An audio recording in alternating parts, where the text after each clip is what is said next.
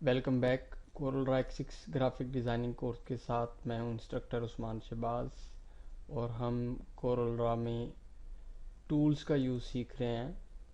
तो पिछले ट्यूटोरियल में हमने शेप टूल को देखा था और इस ट्यूटोरियल में हम स्मग ब्रश टूल को देखेंगे। दोस्तों, स्मग ब्रश टूल जो है वो किसी भी ऑब्जेक्ट और शेप की आउटलाइन पे वर्किंग करता है और इसकी मदद से आप शेप के अंदर मुख्तलिफ इफेक्ट्स पैदा कर सकते हैं और एक शेप से कोई और शेप बना सकते हैं। तो ये टूल यूज़ करने से पहले आपको अपने ऑब्जेक्ट को, अपनी शेप को कन्वर्ट टू कर्व करना पड़ेगा, कर्व में तब्दील करना पड़ेगा, जिसकी शॉर्टकट की मैं आपको पहले शेप टूल में भी बता चुका हूँ, Ctrl+Q। तो अपने कीबोर्ड से Ctrl+Q प्रेस करें या यहाँ पर कन्वर्ट टू कर्व पर क्लिक कर दें, एक ही बात है। तो ये कर्व में तब्दील हो चुका है।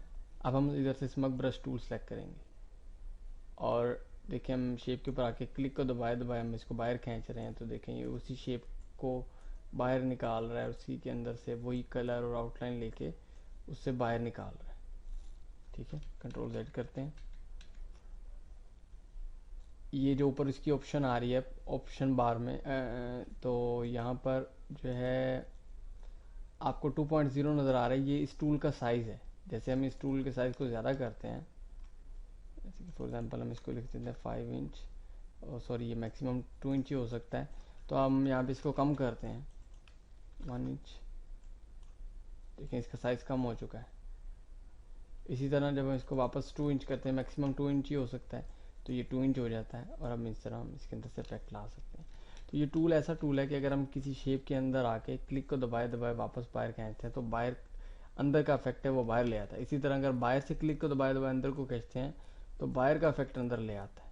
ये देखें ये बाहर से लेके आ रहे हैं, तो उसको काट रहा है। तो इस तरह आप इसके अंदर इफेक्ट्स पैदा कर सकते हैं। उसके बाद हमारे पास ये जो टूल सेकंड में ड्राई आउट की ऑप्शन आ रही है, widen and narrow the smug effect. ये क्या चीज़ है देखें। अभी हम इसके अंदर से क्लिक करके इसको बाहर निकाल रहे हैं, अब इसको बाहर निकाल रहे हैं, और अगर हम यहाँ से इसको ज़्यादा करते हैं, ये मैक्सिमम 10 हो सकता है, 10 से ऊपर नहीं जा सकती ये ऑप्शन। तो हम इसको मैक्सिमम 10 कर लेते हैं। और जब 10 करने के बाद अब देखें, अब ये इतना ज़्यादा बाहर नहीं निकाल रहा है। ये मतलब इसकी जो बाहर निकलने की पावर है वो कम हो चुकी है। अब वो सिर्फ थोड़ी सी नोक निकालने के बाद काम करना रुक जाता है और इससे जो है बाहर नहीं आ रहा, हार्ड हो गया।